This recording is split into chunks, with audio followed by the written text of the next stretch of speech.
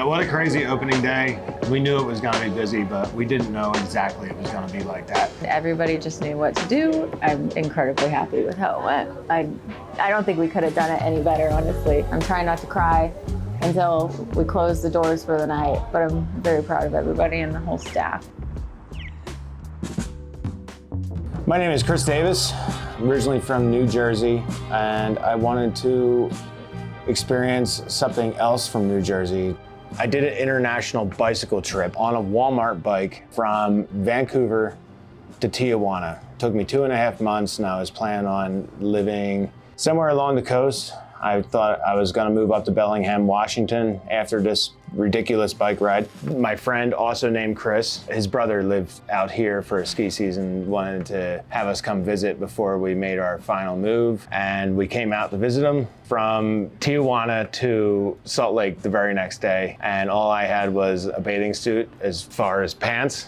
It was easier to stay than pack up the little things I had and move elsewhere. So I ended up staying. Eventually, I met my wife, and this just became home. Okay, you're coming.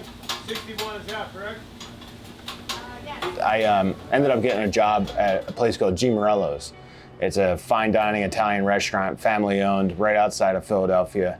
I fell in love with the order they had. Like, start as a busser, asking the kitchen, the chef, questions, even though they didn't want to answer them or hear me say anything. And I would try to recreate the things at home, and that's when I got into cooking, and I was still very young. I ended up working at that restaurant for 8 years, and it was the bar manager. She's the one that actually talked me into getting out of New Jersey, because she knew my personality and what I wanted. And I remember she called me a mountain man trapped in a cage.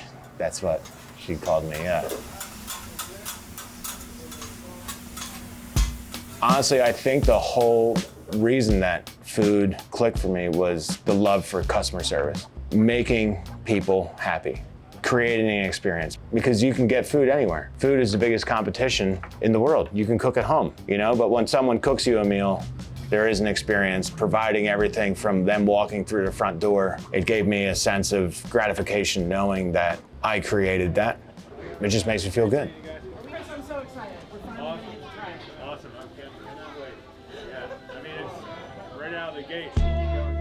Back in New Jersey, sandwich shops are everywhere. You can go to a gas station and they'll have a little deli in there. They'll make you one of the best cheesesteaks. So when people always talk about what's your favorite cheesesteak, they say, Pat's or Geno's. The West Coast suffers from not having been or lived in New Jersey or Philadelphia, where it literally is the mecca of sandwiches in the world. Yeah, it was always a dream of mine to own some type of restaurant, and I didn't know originally that it was gonna be, like the humble sandwich. We're not doing anything crazy. We're just keeping it classic and making it as good as we can for everyone. A lot of people call me the Beast because I'm 245 pounds and 6'2", but that's not what I ever intended. It's based off the New Jersey Devil, which is like this mythological creature of New Jersey that is like half horse, half bat. It's a story that just haunts the Pine Barrens, and I thought, what more New Jersey than that? We ended up starting over at our first location, just renting out a kitchen of a saloon, and it blew up to the point where this new location almost had to come. And I cannot believe that this is where we're at within 10 months. The entire time I'm wondering, is this going to work? And we had a video go viral. I really feel like Salt Lake City was missing authentic East Coast sandwiches, so that's when I decided to open Beast from the East sandwich. And next thing you know, the bar is at capacity. Because we were selling out probably 3 times a week, and we could only produce what we could produce. And we were like, this is gonna be bigger than we thought. This is gonna be way bigger than we thought. I'm Megan Davis, Kris's wife. He's got the best personality.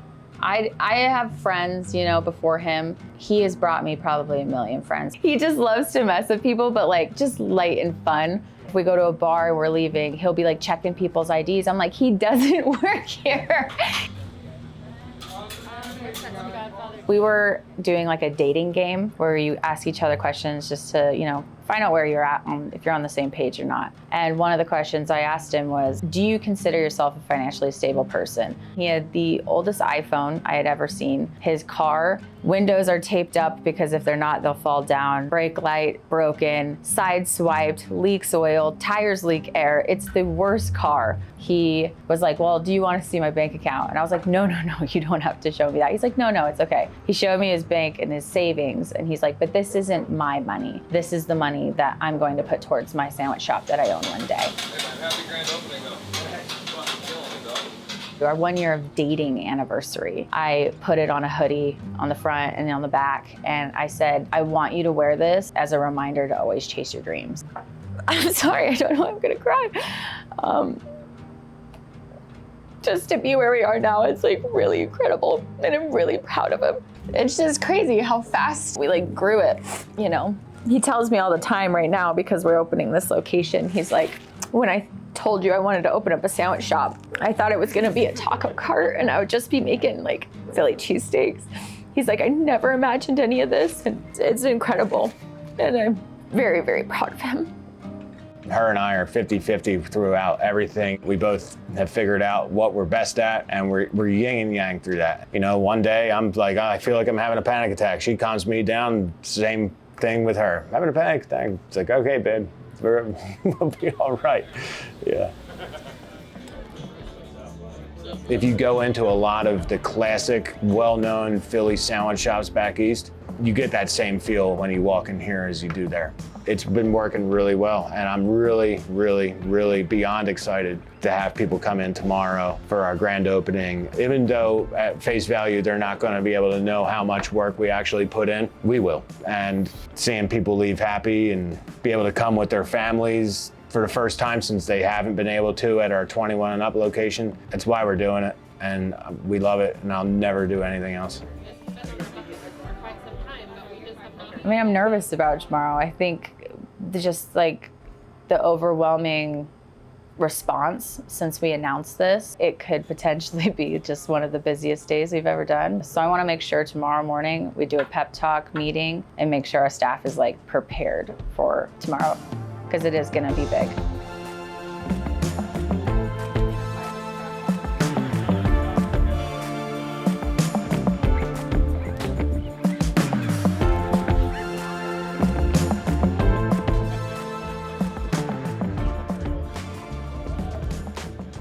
What a crazy opening day. We knew it was gonna be busy, but we didn't know exactly it was gonna be like that. Having a line of 40 people standing in the restaurant.